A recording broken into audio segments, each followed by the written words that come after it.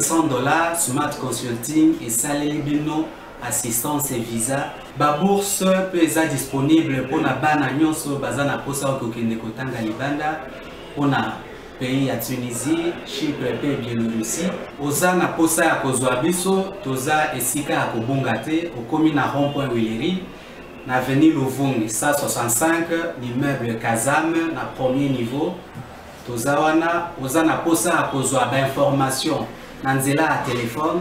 Ozana posa ozwa biso na nzela ya téléphone obengi biso na 081 144 38 91 soit obengi numéro mususu 081 32 62 203. Smart Consulting avec $500 on peut voyager partout dans le monde.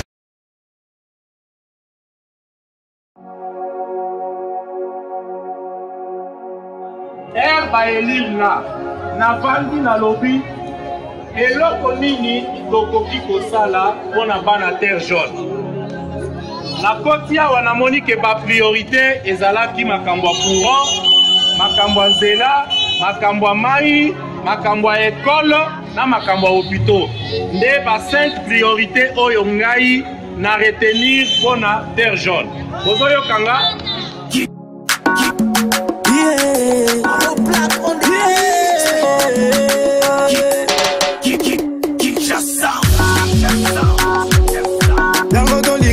Papa, yango to linga yo papa, yango to linga yo papa, yango to linga yo papa. Ok, na ensemble on la gâte, ok na parle mal on la gâte, papa.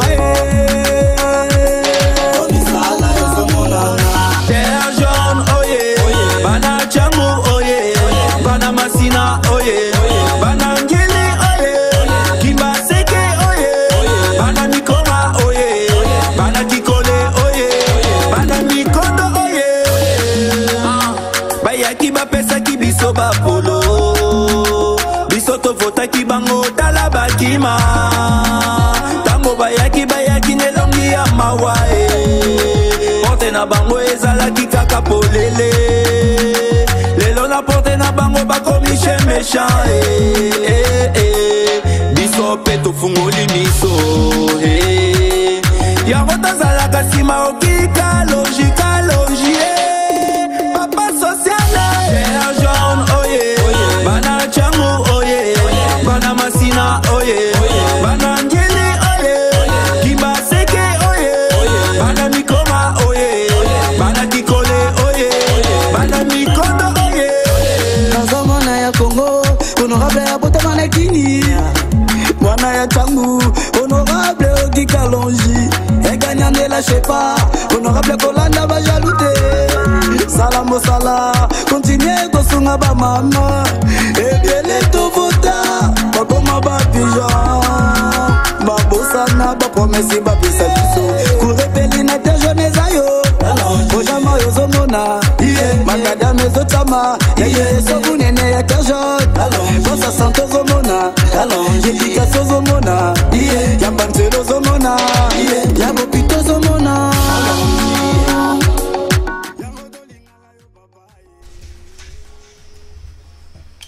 Merci mbote na bino nyonso esika bozwami bozali na Maluvanga awa na Kinshasa ba esinga Maluvanga depuis nzela wane bongi bana Maluvanga nyonso na pesi bino mbote bandeko boza na Goma boza na Ituri boza na Congo central boza un peu partout na République démocratique du Congo na pesi bino mbote bolimbisi mwa muke na retard to ba ndango émission na biso mukolo zali indépendamment la volonté na biso technique na makambo nango musala o ezaka pe na ba réalité nango bolimbisi je crois bien que bolimbisi biso lelo le 1er juin mardi 1er juin 2021 il est temps monter ça la bilan mi parcours ko bagala te bilan basala ngo na fin d'année to na fin exercice moko wete na batu nyoso oyo batanga makambo économie ba webiso ke bila basa ngo pa mi parcours ndenge ni ko kendo se fesa ki ba objectif moko okomi na katikati nzela na yo okoki kotala te soki ba objectif ngo ozo tambola na nzela ko atteindre yango mutu ça bila ya mi parcours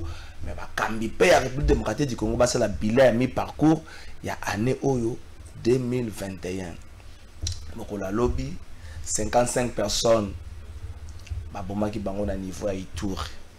La plus grande question est allée au-delà ya folklore, au-delà ya spectacle, au-delà ya photo botondi saki na ba réseaux sociaux, bolati sokoto, bolati short moko ya kaki, bakomi 100% FARDC, osali makelele pai, boko bengisa ba misé ba beti na studio Maman Ngebi, bosi ba tout moko ba lobby na ba 4 langues nationales. Est-ce que il y a des actions dans le sens il y a quoi accompagner pour soutenir ba FARDC? Pour Mutuna Bitumba azana tata c'est la babeteli so to mona ki photo ya premier ministre na réseaux sociaux ataki sokota kataki lo sakabo azana tawana te. Est-ce que les conditions sont réunies pour être batoana babunda na ndenge sengele? Est-ce que le gouvernement aussi OK déjà dans le parlement pour ba mesure ni ko accompagner état de siège côté qu'on a to lobi OK na noté ozozela pona nini peut-être okende un mois ndenge ni parlement ko zana makoki ya ko proroger to ko sala nous examen moko ko yeba makambo salami kuna salama ki ndenge nini motuna mususu depuis batie ba gouverneur militaire état de siège loko ba nso ba pesi makasi na moni ba nommer pe kaka ba maire et bongo na ba quartier information comme attendez ni pour babi pouvoir civil nyo se vandi na faut pouvoir militaire sala bozaka na gouverneur na ba maire et bongo siko na ba quartier et bongo na ba commune et bongo na ba entité mususu musale zo sala mandenge nini le sambo ya congolais nyonso et puis de pesa yete la partie est la République démocratique du Congo kimia ezonga mais tokeni nango na ndengo yo komema kimia tokeni nango te na spectacle ba tuba mona te le quoi état de siège ezali victoire ya groupe moko sur bato mususu non biso so victoire ekozala ba congolais nyonso sur bato ya misala mabe bato oyo bazo lukate to zanga kimia bato ba lukaba ma bande ko na biso chaque jour mais ça victoire oh il y a union sacrée contre FCCT sokozo kanisa bongo de trompe toi de konangai victoire kozala ya congolais nyonso contre bato ya misala mabe bato oyo bayaka ko boma bato bayaka ko égorger bato bayaka ko sambisa ba congolais victoire kozala na sens wana mais le quoi victoire kozala na sens wana to pesa na maboko to luka état de siège o ezala succès ezala réussite to tika na ba folklore eleke bele na mboko to tika ba folklore so to continuer ba folklore la 2030 toko tunana Ethiopian Airlines ba vio ko bakisa Congo Airways ko zaka ka audit ko tikuna o 2 millions moko zo mona na te to kendeka bongo na ba spectacle so botali so za mingi plus na ba spectacle mbongo zo mona na te ko tekuna baninga bazwa avancer biso hôtel asana ba to ebele na simane ba hôtel asa des pères et des fils hôtel asa des pères te baninga kuna bazwa avancer ba débat nous to so sala wana to comme si vie publique comme si gestion ya res public alors la boutique to li gable moko boya quoi monyo ça sala makambo na ndinga lingi sur total de 60 jusqu'à aujourd'hui to comme on les a pas sur ça le coup na l'homme congolais dans son ensemble il y a ba métier nyonso ba secteur nyonso vie ils a passe les gens la facilité à critiquer ba journaliste mais botal na ba secteur mususu botal na secteur à santé loko ni zo simba botal na secteur enseignement loko ni zo simba botal na ba secteur mususu bomona ke na Congo presque secteur nyonso loko moko te zo simba alors to kanisa ndenge nini to yiko tombola susu mboko to tomboli mboko le kume kozala ya congolais nyonso le kume kozala ya mutu moko te wana zala gimbela bande kwa Goma moi situation comme moi mke ko bonga so continue ko pesa bino maboko $500,000 moko monani ya association ya ba banquier ya République démocratique du Congo $500,000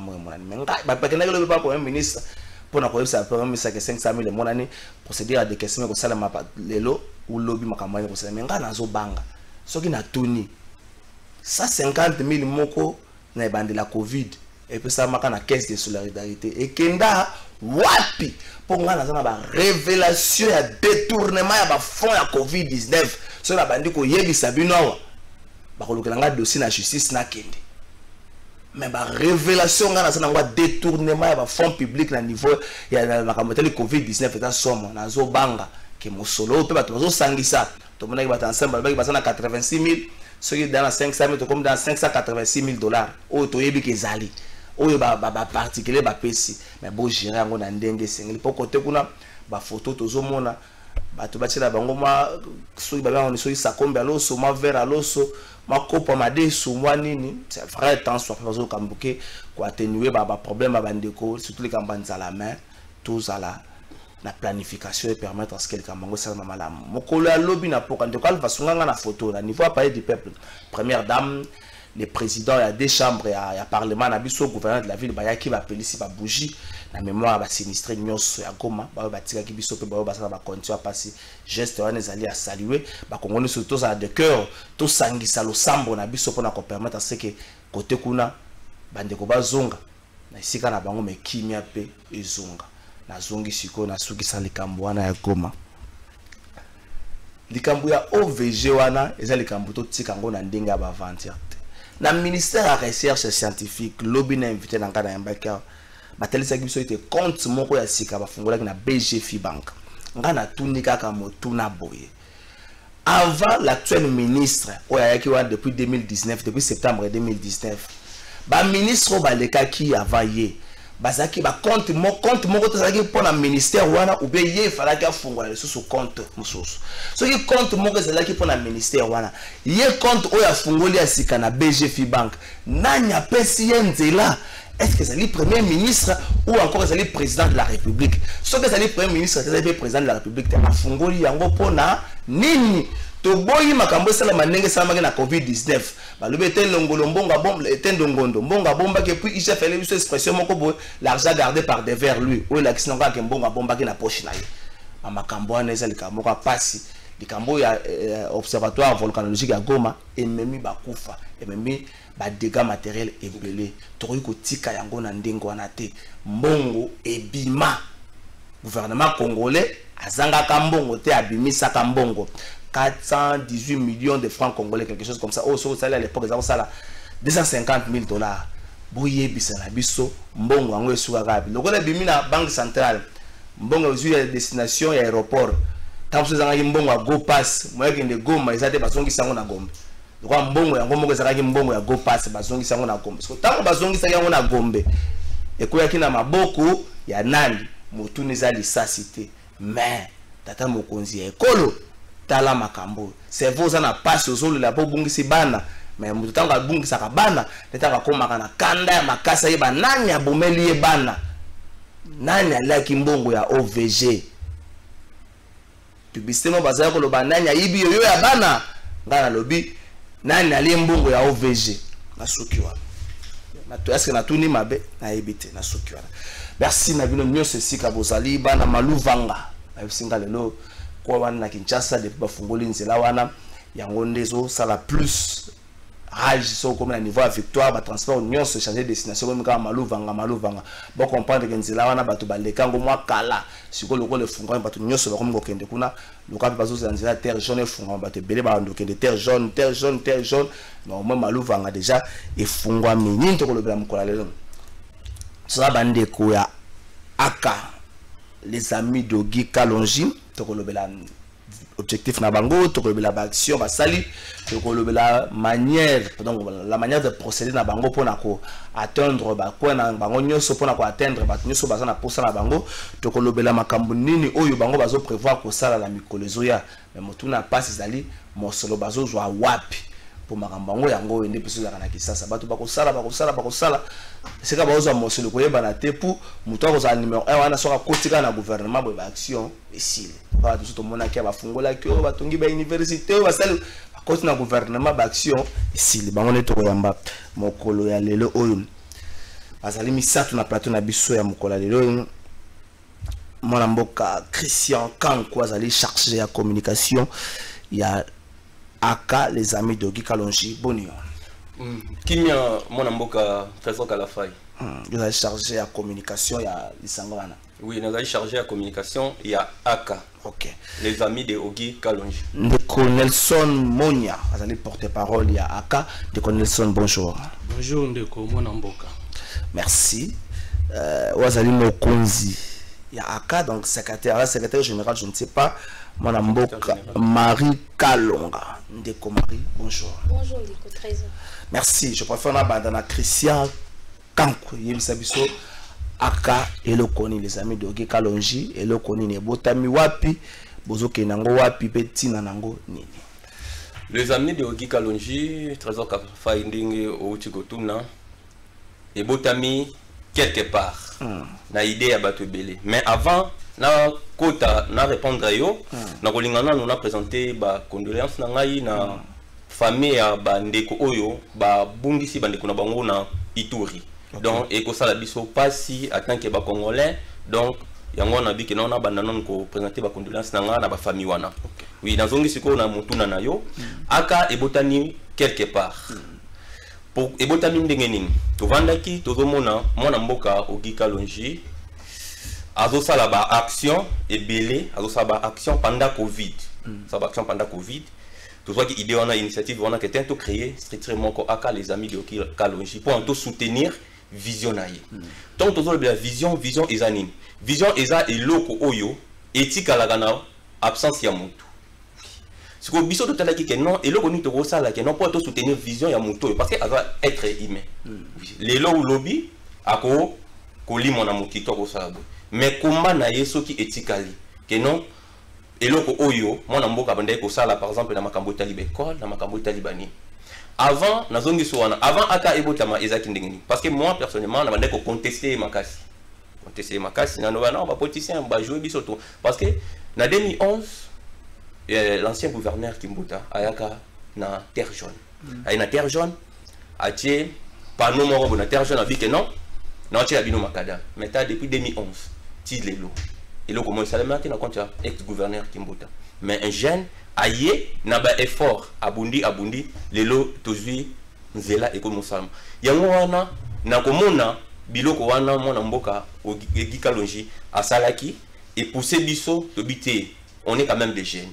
Donc on va que non ba jeune de mutu foba comment histoire ya sikana mboka to ba sa renouvellement ya classe politique ezate que non kolonga mbala mo papa eza à travers ba action o ba jeune ba sala ndingo idée wana ya kosala aka ebotamaki aka idée botami mais to bandaki kokoma vraiment na terrain actif na terrain na 2021 le 14 février na 2021 de to komaki actif na terrain mais déjà bien avant to bandaki kosala ba action vu que ezalaki ba covid makamba covid na makambo msusu ya bayiki ki ezaki na niveau ya parlement mais to kangaki maboko te to continuaki ba action na cadre ya fondation Foka oyo na chronique ya TV5 Monde Ogi Kalonji azaki placé comme troisième personnalité oyo a salaki ba action ya malamu pendant Covid. C'est toujours de Nelson bolobi aka ebotami na ndenge bozotala makambo honorable Ogi Kalonji sala. Est-ce que tant bozo tala bozo ki tant ko soana boy ba vision na eza nini parce que ko sala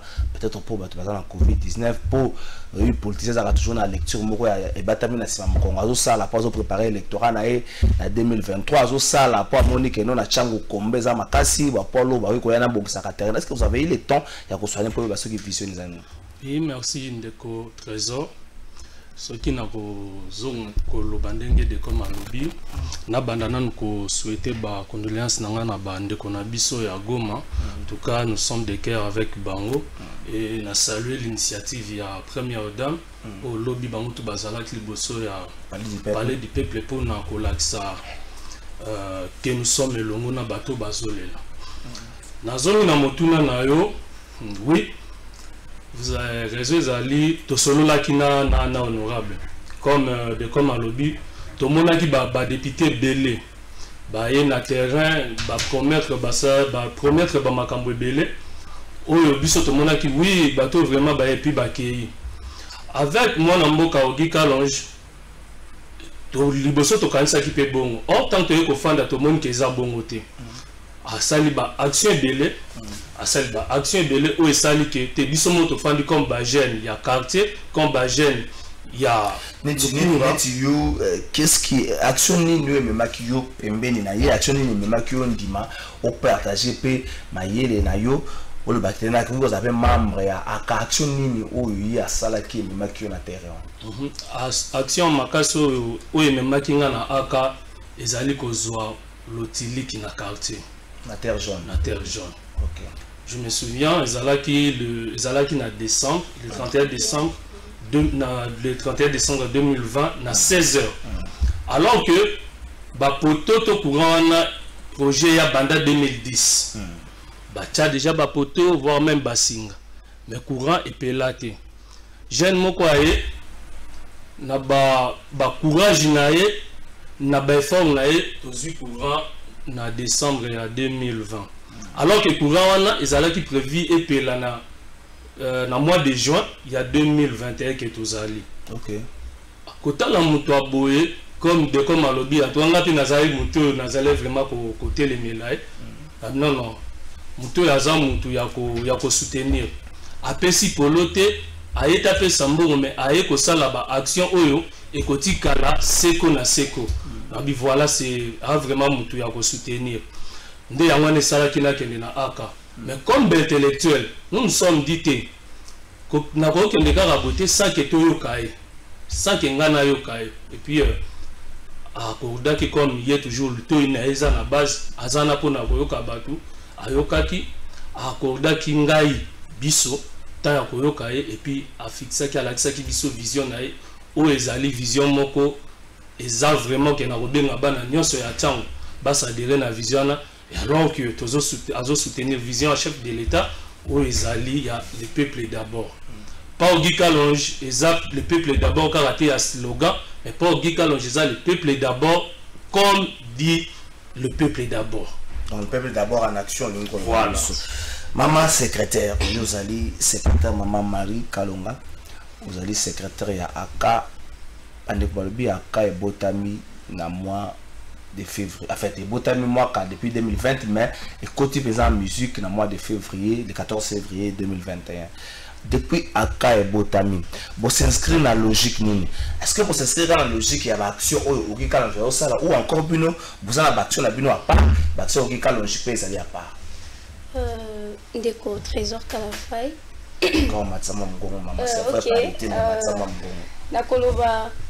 Nous travaillons en symbiose avec l'honorable. Okay. Donc tout ce qu'il fait, c'est tout ce que nous faisons. Donc nous n'avons pas des actions parallèles. Donc dans l'action, nous sommes tout ça raté. Non. Nous arrivons sur terrain. Total, qu'est-ce qui se passe ici? Où est le calé que la population est en là, on fait par l'honorable et on avance. Bino depuis Bokomi, Aka depuis Bobimi. Et l'on connaît Oyo Boyoko Lobana Chango Kezali parce que Aka Yaki a constaté problème Boye, Ndé Aluki a constaté peut-être honorable, Botel Nengi Boyoko Soba moyen pour soulager la population mona comme. Qu'avez-vous fait déjà depuis Bokomi? C'est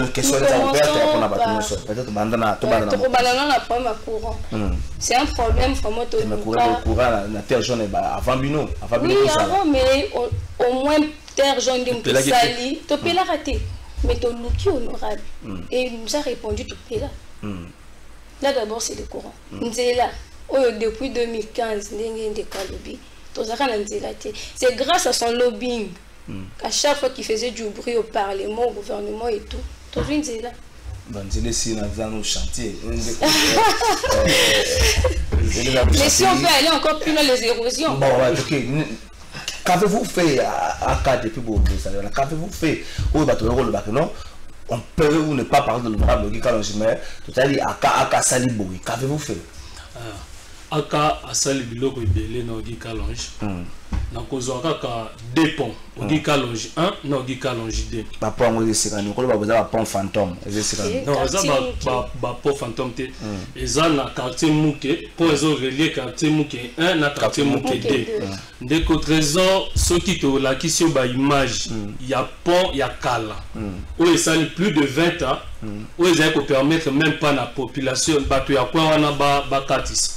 Babengi biso de babenga qui secrétaire a ebisi non ils a idée à bientôt ebisi honorable je vous assure et ça là même pas un mois a quitté atali ayoki mawa abimisa même maya miso je vous nazo biso eza solo abimisa même maya miso même pas un mois a été réalisé mutazoki katani likolo ayaki vraiment na urgence. Et ça là quand un mois à Tongi et puis à Tonga pomoko ya kitoko makasi o lelo bato akuna soki okeina micro na yo okoyo kaka yo mo ba témoignage to na pomoke de ezali pont ezo relier non Talangai na passe à Passe à 1. Voilà. Ndeko Trésor, bato akwana balisi biso basala au moins 20 ans, bakati sakana nzete. Je crois que ba image ezali, bakati sakana nzete. Tokei tomoni yango. Et sinon honorable Talabo. Et puis honorable Ogi Kalonji kaka ndenga salaka. Wana kutu je ne pense même pas que salaka 2 semaines. Non. Non. Tant au côté à yé morabi non. Et puis aye ko sel na bango pon. Baction ezebele o ya répondre na ba délai moko biso moko to kono ko mituna mais comment muto a mutema malambo. Est-ce que ça na famille et nous avons vite compris que non, il a un cœur pour aider. Il a un cœur pour aider. Non seulement ça. Non seulement ça, il y a un marché qui est en construction au nom de Kalonji lui-même. Donc c'est parmi Babylone qu'au moins honorable a posé la terre jaune. Bon, en fait, je ne sais pas pourquoi vous ne voulez pas dissocier les actions de l'honorable Ogi Kalonji comme individu et puis les actions des AK, donc les amis de Ogi Kalonji. Pourquoi vous ne voulez pas dissocier en côté? Bon, merci Ming Trésor Kalafai. Na motuna au tuningai. Na ina rebondir muke na par rapport ya ba réponse ya ba ninga nanga na bakisa quelque chose. Oui, au lobby makambu ya ba action. On dit makambu ba action ezebele. Ndek na quartier Ifo Bank. D'accord. Non, ma biba action oyo aka oyo ko c'est na ina na compte ya Ogi Kalonji, c'est-à-dire que nenge balobai ke no bino bosala nyonso en symbiose na Ogi Kalonji, c'est-à-dire que qu'avez-vous vous produit comme résultat, c'est-à-dire que vous constatez X n'est pas le but, vous constatez que pont les amabe, vous constatez que nous avons tout le monde en traversant la poana, c'est à mettre dans le bilan, il y a AK. Donc s'il faut le bas, on ne parle pas ici des actions de Ogi Kalonji comme individu, parce que les actions de Ogi Kalonji ne datent pas de naissance, il y a AK. Ok. L'action de Ogi Kalonji de lobby, ils ont daté dans la naissance à AK. Mais on travaille déjà en synergie naïe. Mon des premiers jours on travaille à naïe. Biso to quitter sur terrain total de sali constant. Né dimanche au salima.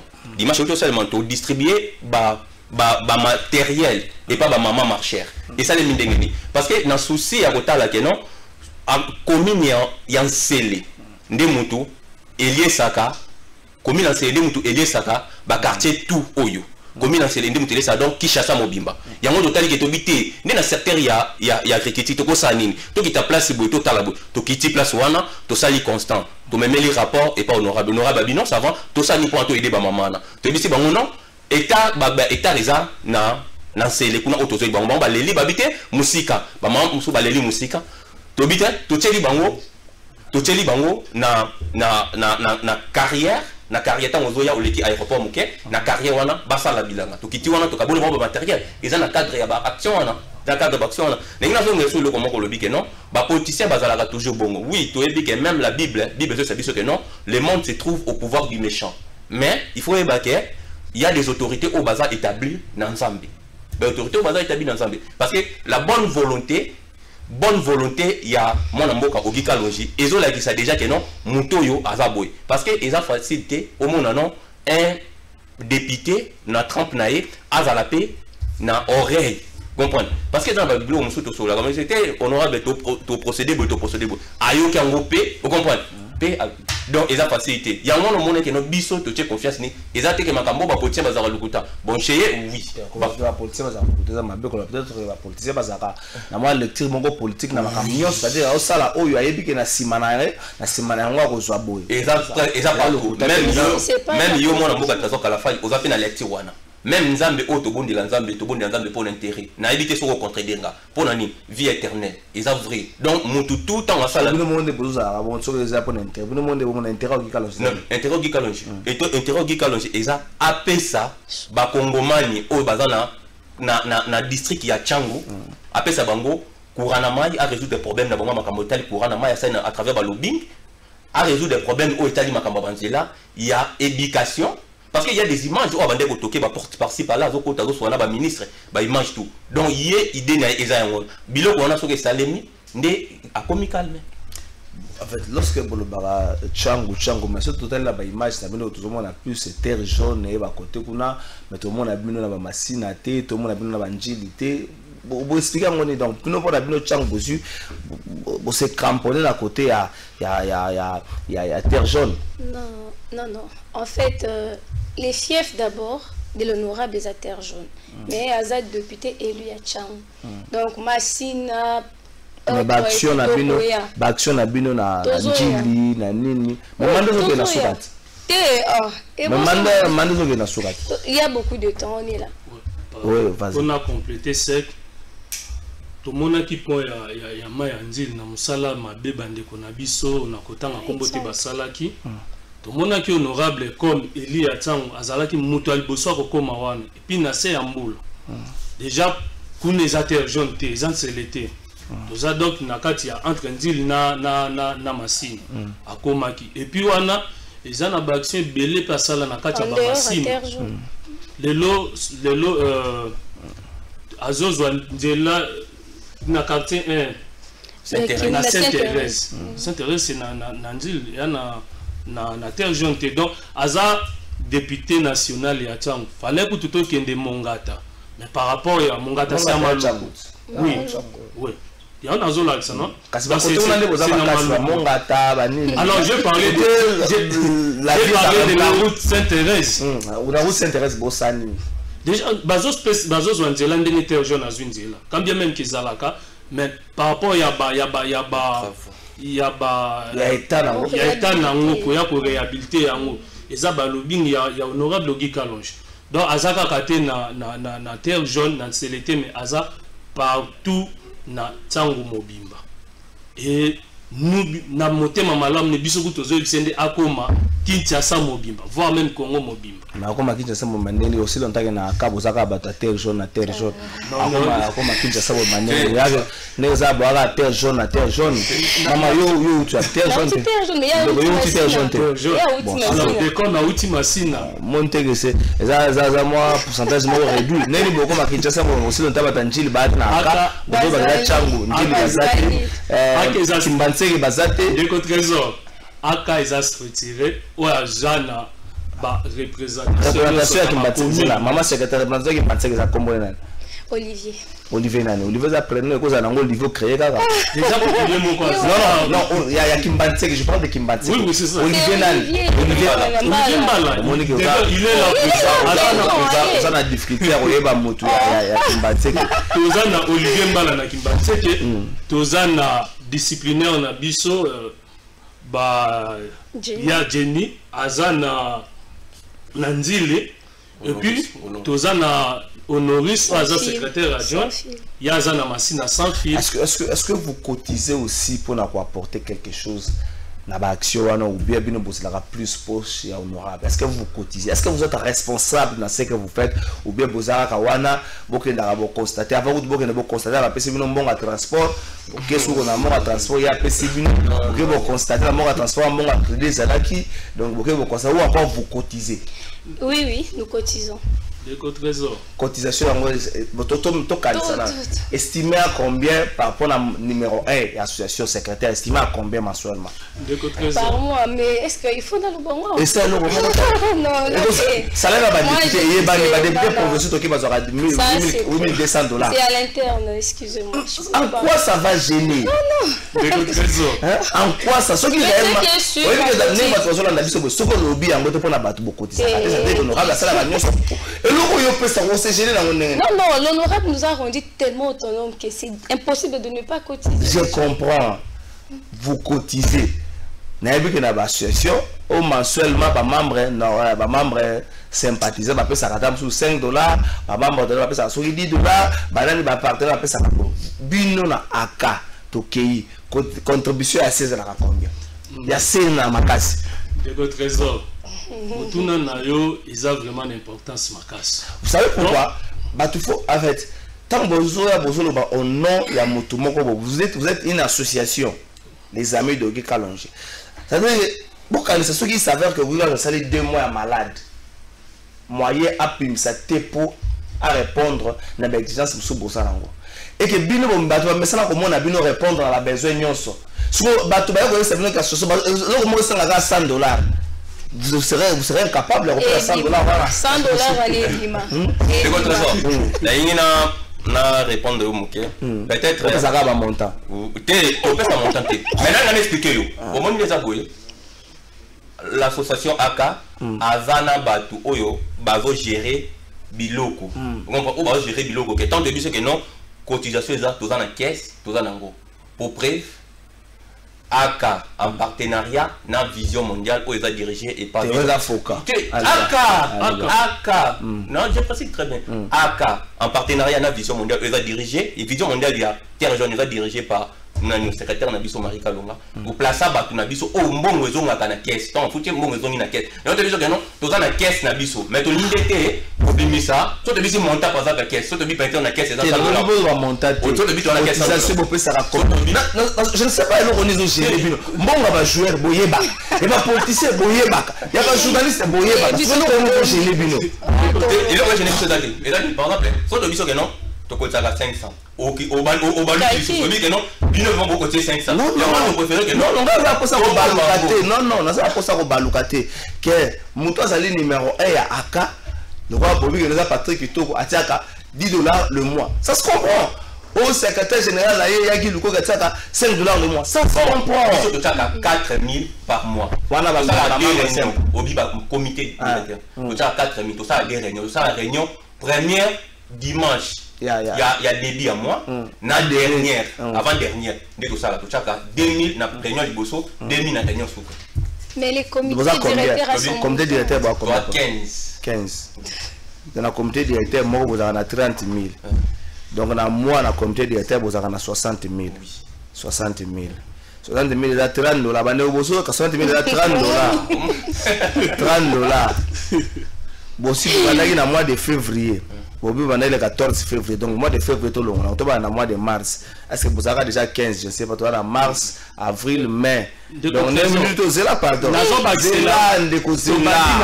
to bandi le 14 février to bandi avant le 14 février comment là exister que vous aux là ça veut dire que la minute oyo vous allez 3 mois presque il y a des dimanches à moi vous savez je crois dimanche passé vous allez 3 mois on a 60 000 francs les mois. Si vous avez 3 mois, vous avez 180 000 francs. Donc $30, voilà, $90. Où il y a comité directeur. Où vous avez depuis vos bandits. Mais n'oubliez pas que l'association est fonctionnelle rappel sur base de don. Oui. Parce que Bishop de tout ça, donne ma casse honorable. Non. Mais déjà, voilà, merci la question. Avant de répondre à la question, déjà, nous décomptons Christian Lobby que tous autres travaillent en partenariat na World Vision. Oyo batuna biso bazawana na kati. Ezaka pour bokata bango ba. Ezaka ne ba parti politique la. C'est simple. C'est comme ça. C'est comme ça. Même yopende moza en espace awa. Je crois que Kolochen azwa capable na ye na makambu ozo sala na katia. Parce que il y a un contrat ils allaient toujours na et surtout que le contrat ce qu'ils a gagnant ils allaient toujours comme ça. Ngana tiewana oyo ko gagner ozo miselangai. Bon, je ne vais pas parler des rétrocommissions. Ceux qui ont zone qui ont voilà la zone na question. Na question ceux qui a repé ça donne. C'est la question est comme si aux autres nangai ceux qui sont payés sans Zambeni. Alors que la région bon service seulement le bon so pesa donne oso baluka alors que Zambe balubaka le peut pas là tes alliés yo so pesa nini la association le peut pas là tes alliés binoté oso pesa nini yango na zone bezalo ko le zone ba opesa Nzambe alors le peut pas là tes alliés alors que association eza ya biso parmi ba membres cofondateurs nango toza na kati donc pour dire to pesa nyonso o esali ke pour association exister. Merci Zélan. Pour ceux qui te le disent au côté, tu comprends pourquoi l'amour est Kabwana. Nous comprendre pourquoi l'amour est Kabwana. Moi, je suis membre cofondateur et c'est ça le problème. Opesa nini association za biso na membre cofondateur opesa nini koza membre cofondateur ya lagise loko moko te ba beso sa ya population yo opesa nini on a membre cofondateur la moko za raison pour tenir batala moko reject ba kongolo soko tse bango na exercice no mona ka ba swala kwa la moko mama secrétaire yo opesa dani comme don contribution na on moi na snayebi surtout sali 2000 3 mois ça pour ça 12 000 non en fait contribution en tant que partenaire à Vision Mondiale n'a pas membre effectif n'a pas bon réseau Oui, je peux dire c'est ça ma contribution. Ndeko Pesani. Bon, faut qu'il n'y ait pas de réponse au mémanga sur maintenant c'est que avant comme terre jaune. Avant comme terre jaune, ils en avenir mon coin est avenir Makelele. Avenir on a Makelele on a et où t'as un combo ya sinistre ya Makelele na bandal. OK. Avenir on a eza entre croisement Indondo na on se va comprendre. Croisement Indondo Makelele eza na état moko vous comprenez il y a Mabé. Oui, to contribuer na basaki na funda na aka. Vous comprenez? Aka initiative te na moi 10 sacs qui n'anga yango déposé bacha 10 sacs toke kuna to pesi batu kuna pona ba résoudre quand même problème il y a place pour les résoudre. Oui, et ça quand même donc on a pesa ya muke nanga yango na pesa ndeko Christian pesa 10 sacs ndeko le baza ko des membres cofondateurs maman secrétaire le bio à Kotsaki ba membre à réseau na katia vision mondiale beau comprendre les problèmes c'est que ça il faut comprendre les langage non ndeko Christian est clair oui quand on a vu yo kaka si boyo ka parler ndeko Christian est clair yo kazela ndeko Christian ya bien ça clair likambozala ki na avenir Makelele ba maya mbuli zo bebisa bebisango ye na ndenge na ye au-delà de ça il a posé pesa ba sac na ndenge na je on va doubler ma nombre ba sac pesa mais parmi parce que on a manifesté qui déjà premier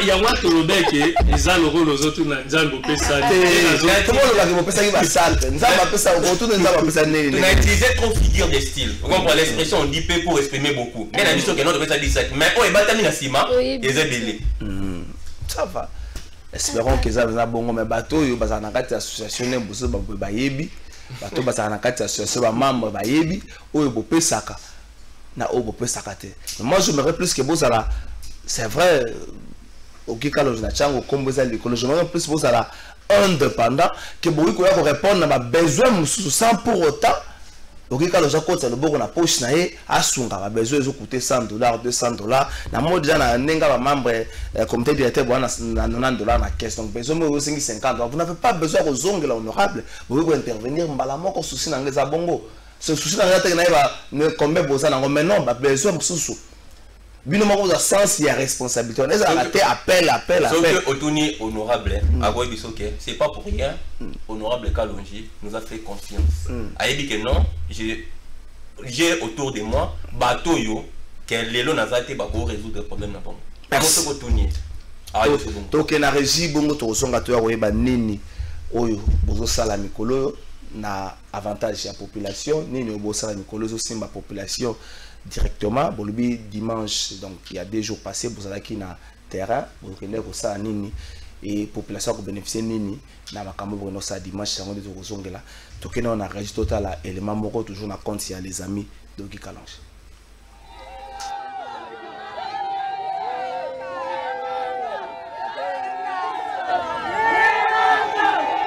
Sans forcer, on pouvait lire la joie et l'allégresse dans les yeux de toutes ces mamans.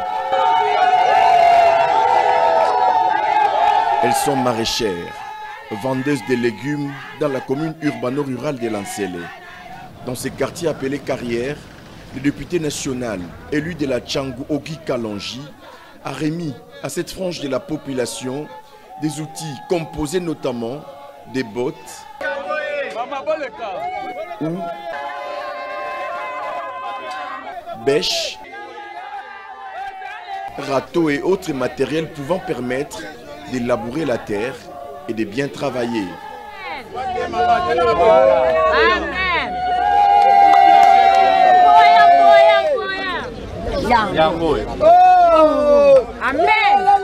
À leur tour, les mamans ont aussi répondu de leur manière.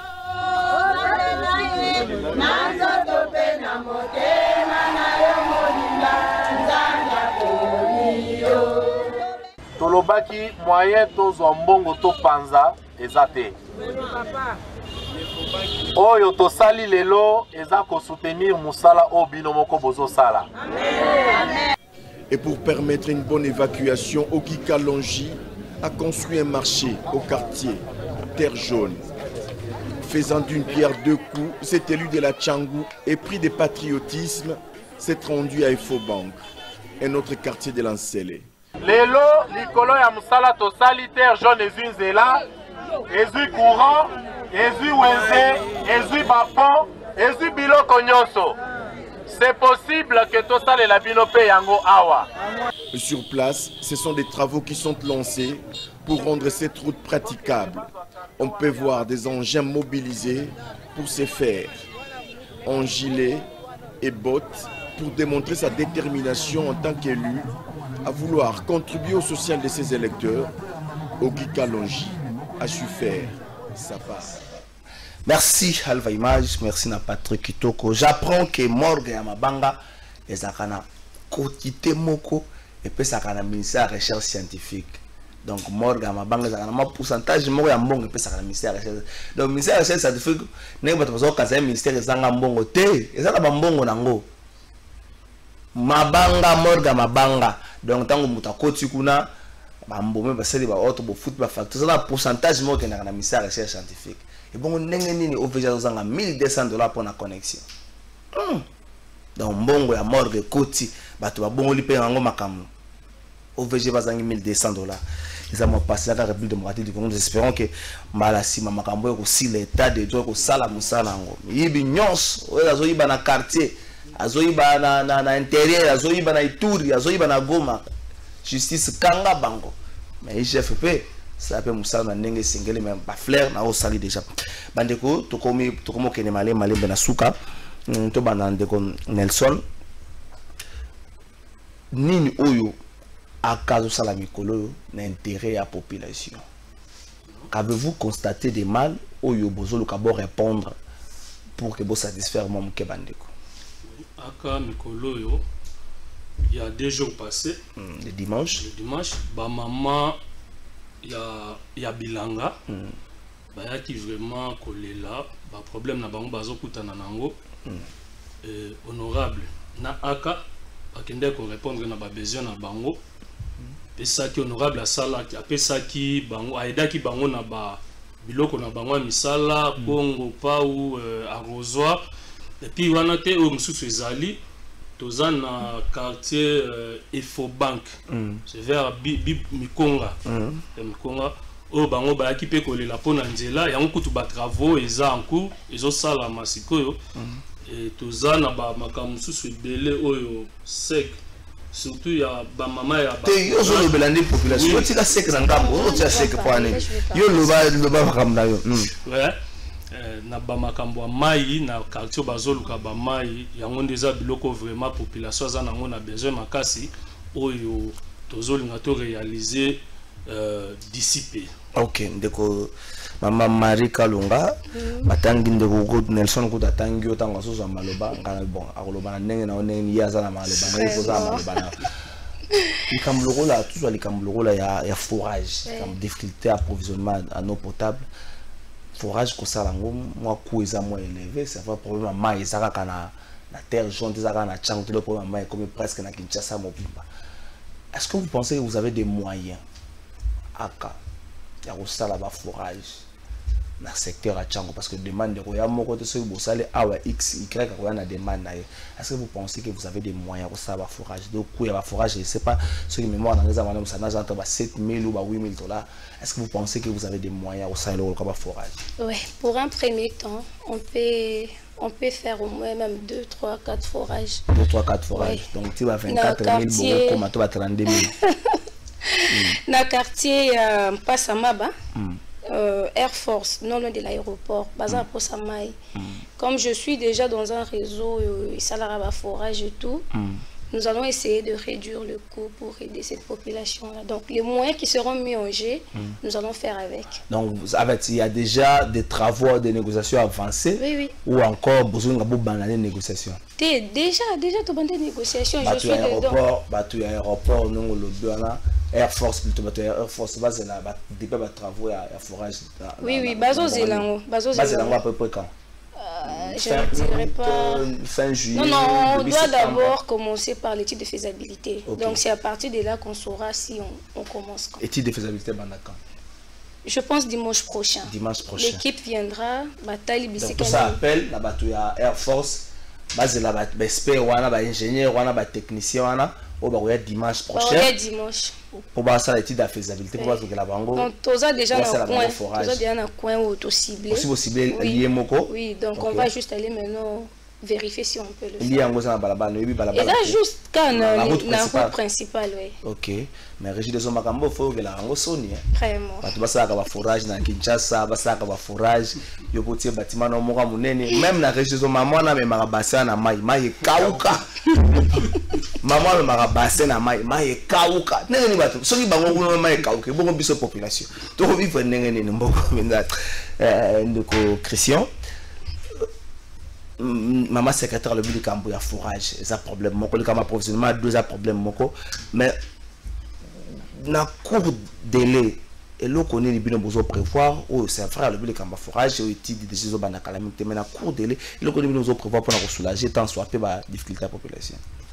Bon et l'on auto préparer pour to résoudre des problèmes en population. Bon ba problème en population ma casse c'est un problème parce que les lots de monde souvent ndenge yemoko honorable Ogi Kalonji Alobaka abi omona otaka bote mutakufi peut-être babiloko wana eza na base ya ba liwane eza nini eza problème ya mai problème ya courant na même quartier wana oyo madame oui autoloba dimanche oyo omona na bilili oto kita makulu to taki wana tozaki na bango to vandi to beti le solo ya mai to beti le solo ya courant honorable on peut kuna bana courant oui bango basala la courant ya camp. On a côté des quartiers rares, il va ça on pona. C'est à quoi qu'en français. Qu'en français. Mais souvent bazan a rare. Quartier on appelle ça on pona. Zimbabwe banda pour fanda wana. Des capitales Zimbabwe des bachaka wana. Et donc courant problème courant donc problème. On aura le c'est bon monnaie. Semaine oyo. Bosala délégation Mokobo. Il y a 4 ou 5 personnes. Toujours kita na SNEL. Comprendre. Tellement déjà ba poto et ça dit côté na nous kita na SNEL. Pona. To kita na SNEL.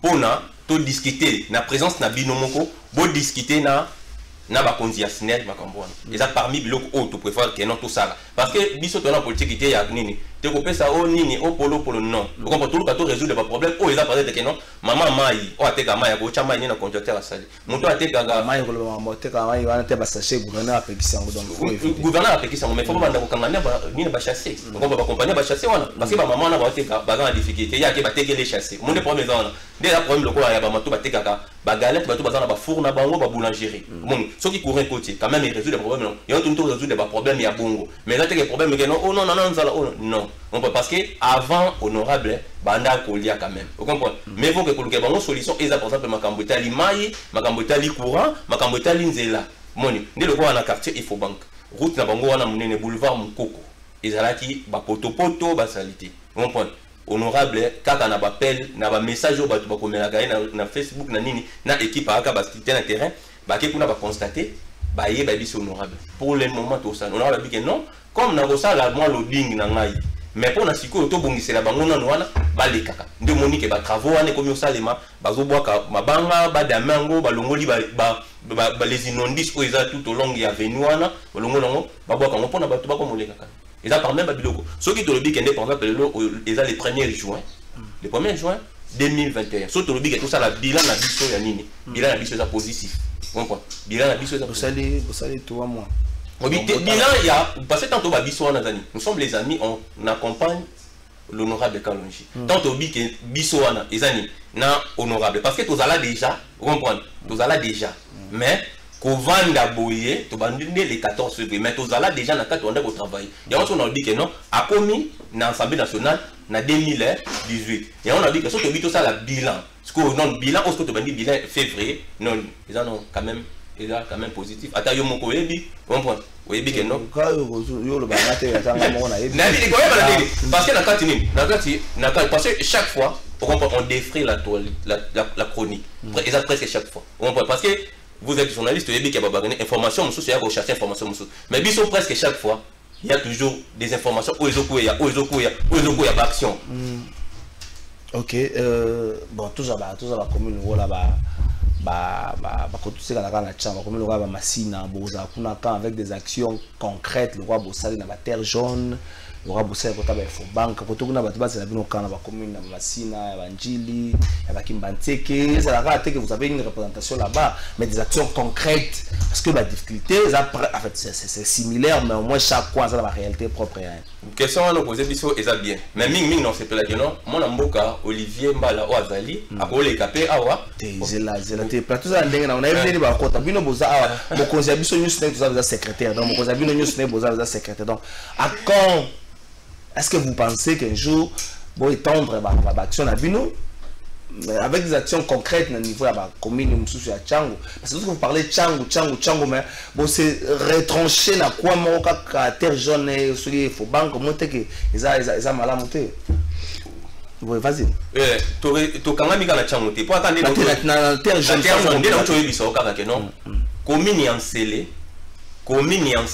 eza commune oyo ezolé sa capitale Mobimba. Vous comprenez? Le fait déjà, il y a qu'on s'est lancé, vous comprenez? Il y a qu'on s'est lancé dans certains oyo il y a bilanga. Et ça et le comment oyo et résoudre le même problème il y a problème même il y a batouya. Il y a monga fula problème il y a monga fula fait côté on a bilo à relier ça kana. Ezali oui mais ça le quoi na casse na bilanga. Ezali le quoi na scellé. Te mais oui monga fula ole legime uti na scellé tende. Et oui parce que nous monga fula ole legime uti na scellé tende. Notre trésor à la fin bakenda ka kosomba. Monga fula bakenda ka kosomba. Bakenda kosomba ngo. Ngambi na biso mama so. Wana mona ka bato wana ba uta ba côté musu. Monga fula kosomba legime na scellé tende. Par rapport il y a kende na kokita na Masina ou Bakimbantseke toza na kati ya ko étudier ba problème wana to kokita wana ba déjà ba père to solo wana bango déjà terrain za déjà préparé to kokita wana to yoka population ba besoin na bango o to komemela honorable et bongo ndeko Olivier Mbala yo zali moko ya ba ndeko ya aka yo ovani na commune. Oui, bonjour ndeko journaliste. On peut somboter. Vous voyez la commune. Bon, on a fandi na commune à Kimbantseke. Bonjour Siko. Bonjour ndeko journaliste. Alors, il y a la commune à Kimbantseke la action il y a aka tu peux action honorable Gekalonge est-ce que et banda déjà to bozo prévoir que boki taper côté kuna bossa la action pour yo vendre Kimbantseke. On ba makamba bata ba terre jaune te tika ba ngona makamba na ngona ba foba bin Kimbantseke. Bon, na plan na biso ya aka ndenge zalaki to mekaki kosola yango. Quand on a parlé de cela, balobaki boyi. Même Yesu ye moko. Alobaki na ba disciple na ye ba bandana na Israël sima ba ya sima. To comprendre ki bango. On dit non ba sisi matéate. Ça ba sisi basté ça va aller faire des publications mais maintenant na Kimbantseke tant toujours le ba awa nous avons déjà ciblé parce que aka azaka ka na makambra ya banzela te. Nous luttons aussi na ba antivaleur et puis toza ko ça makamba développement ko bundisa banzala makambe belé to ya bilango bumona kiwana. On a ciblé 1000 maisons. Na Kimbantseke na kati kuna po côté na biso kuna vraiment eza soko ko kuna mawa. Alors on a ciblé il y a 1000 maisons. Oyo toza na projet auto ko sala auto ko dévoiler na nous awati parce que au ciblé 1000 temps on veut ciblé 1000 maisons. So on a nego tanga 1000 maisons qui matière ça facile pour ko 1000 maisons. Si on a 6 mois le projet ko dévoiler en quoi. Vraiment on même pas que ciblé 1000 maisons. Té au moni ndenge za boye toza na projet il y a développement pour la banda kwa oui. Alors toko lo ba ngona no awati pour lobby Kimbantseke za munini. Côté nini na quartier ni ciblé 1000 maisons. Omoni quartier nini ndeko ngapani yo za na quartier moko na quartier nini na quartier na ngapani aussi bien 1000 maisons na ngapani na ko ya ko vérifier population servi aussi bien 1000 maisons kuna obi population servi aussi bien 1000 maisons kuna bango tango biso to leki ba éviter to yesi bango le comment quoi ça c'est parce que ça projet auto lingi to sala ko lutter contre ça que to ba ke to tayi ba famille wana to pesa bango autonomie na moi eloko moko ata ya mokie to ba ke bosa na famille peut-être oliki bo somba ata makala chaque jour biso to bito eloko to pesa bino oyo et sunga bino moko bosi ça problème makala. Merci ndeko Olivier Mbala, merci na Christian Kankou, maman Marie Kalonga, merci Nelson Monya zaki pe na plateau, merci maman kuna kombonal. Kombonal. Mukangala maman merci. Papa, maman, on y a mis pour na kozwa visa, agence de voyage Smart Consulting et pour na bino. oza na posa obima na ba pays lokola Canada, États-Unis, ba pays nyonso ba état Schengen, Turquie na ba pays lolenge na lolenge na $500 Smart Consulting et saleli bino assistance et visa. Ba bourse peut être disponible pour na bana nyonso baza na posa okokende kotanga libanda pour na pays ya Tunisie, Chypre et Biélorussie. Oza na posa ya kozwa biso toza esika ya kobunga te okomi na rond-point Willery na avenue Louvungi 165 l'immeuble Kazam na premier niveau. Toza wana oza na posa ya kozwa ba information na nzela ya téléphone. Oza na posa ozwa biso na nzela ya téléphone obengi biso na 081 144 38 91 soit obengi numéro mosusu 081 32 62 203. Smart Consulting avec $500 on peut voyager partout dans le monde.